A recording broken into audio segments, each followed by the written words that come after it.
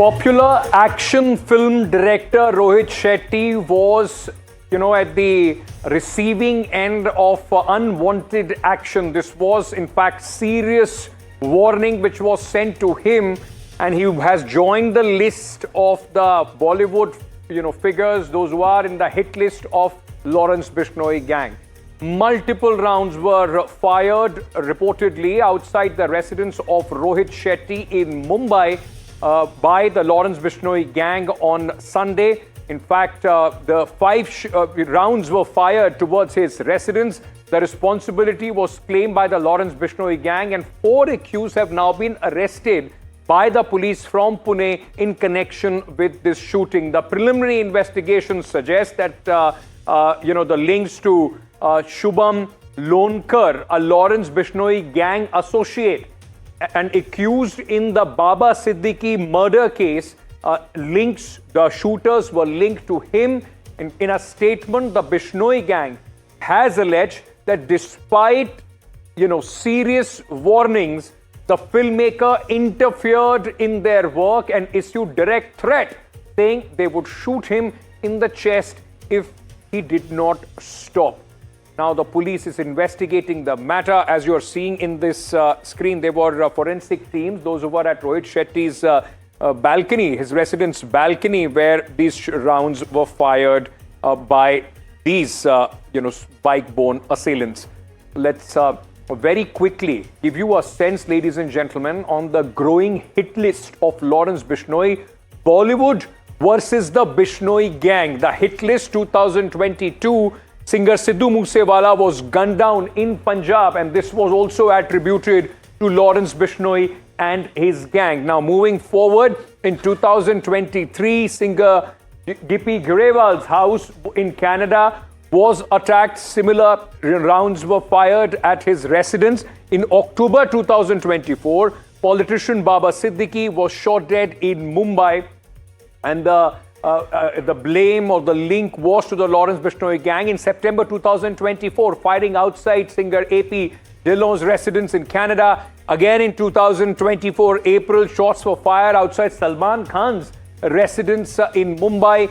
Then in September 2025, firing outside actor Disha Patani's residence in Uttar Pradesh. In 2025, comedian Kapil Sharma's cafe was targeted, and now shots have been fired outside filmmaker Rohit Shetty's residence in Mumbai. Now, let me very quickly once again refresh your memory about who this young man, the gangster Lawrence Bishnoi is. 1993, he was born in Punjab. So, B Company, who is Lawrence Bishnoi, let me just tell you. And he started with petty crimes. That's the initially recorded crimes. Initially involved in extortion, liquor mafia. In 2010 and 12, several cases of extortion and attempt to murder were registered against him. Arrested in 2012 in a Makoka case, and has been lodged in the Sabarmati prison since. Expanded gang from inside the prison. That's the most worrying part. Reports that the gang now has about 700 shooters across the country. Footprints in Uttar Pradesh, Punjab, Haryana, Maharashtra, Rajasthan. Expanded gang into transnational criminal syndicate. Recently involved in several crimes in Canada with his, associate Goldie Barar, who now seems to be against him.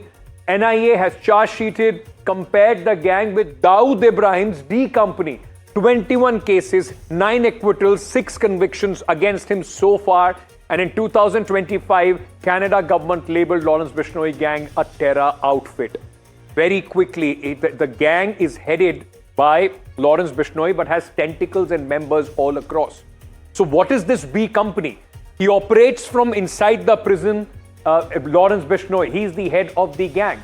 Then there is Goldie Barar, runs international operations, moved to Canada in 2017 and currently is believed to be hiding in United States of America. Why am I saying hiding? They are operating at will.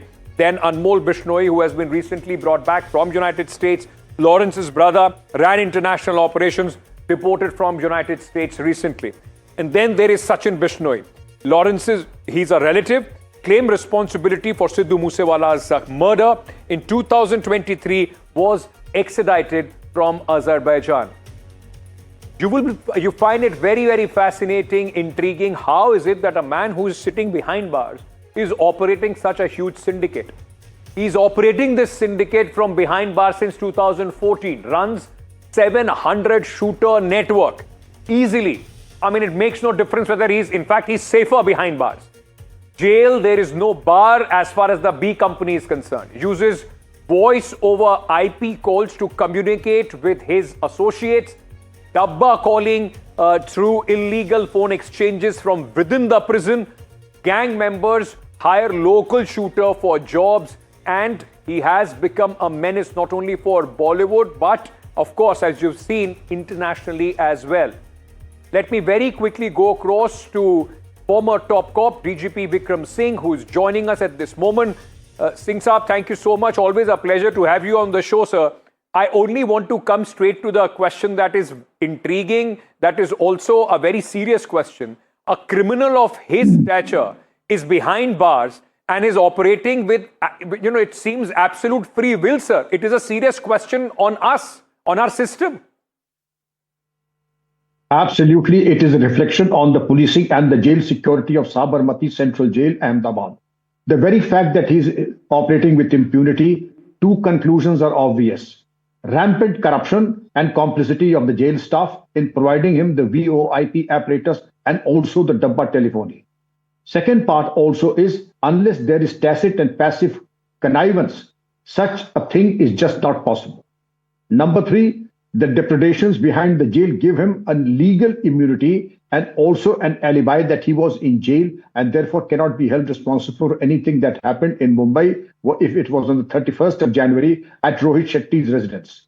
I mean, an ironclad alibi, things that were initiated by the UP mafia like Atiq, Ashraf, Mukhtar and others also has been taken to a different level by this gangster. And to hire 700 foot soldiers right across the country. And then you had the Disha Patni case in Uttar Pradesh, where again the perpetrators were arrested. Here also the perpetrators, 4 have been accounted for. Congratulations to Maharashtra and the Mumbai police. But you must understand that Shubham is an old die-hard member of the gang and has been involved in multiple shootings, including that of Baba Siddiqui. And also they are brazen enough to claim the shooting at the house of Salman Khan also. Therefore, they have serial offenders, they have 700 foot soldiers, but if they are serious about, nailing this gang, the first thing is to sanitize the Sabarmati jail. Second is to catch hold of the foot soldiers and do a bit of reverse engineering, go back, tell them who's paying them and how much, where is the currency coming from, crypto or in gold, and where is the money coming from? Who gives the instructions? What is the chain of command? It is perfectly doable, Mr. Tyagi, but provided we have the will and we are willing to do it. I have my serious reservations about the fact about the willingness part. It is a hunt with the hound and run with the hare. Vikram Singh ji, are we, with the impunity that he's attacking in Mumbai, Bollywood stars, firing outside their houses as warning, are we going back to the 1990s era of extortion? Very much. I go back to the days when I was privy to all this and the terror unleashed by Abu Salem, how Gulshan Kumar was shot dead in broad daylight, and other things that happened at Hrithik Roshan's father's place, and also the very, very brazen and audacious attempts made at important people in the film industry. I do hope, and I hope I'm wrong, but the way we are progressing ahead, I feel that there's a level of complicity at some corner or the other, and somebody is making an illegitimate million at the cost of Mumbai and Maharashtra civic life. Vikram Singh ji, always a pleasure to have you on the broadcast. Thank you so much for speaking to me on this very important issue.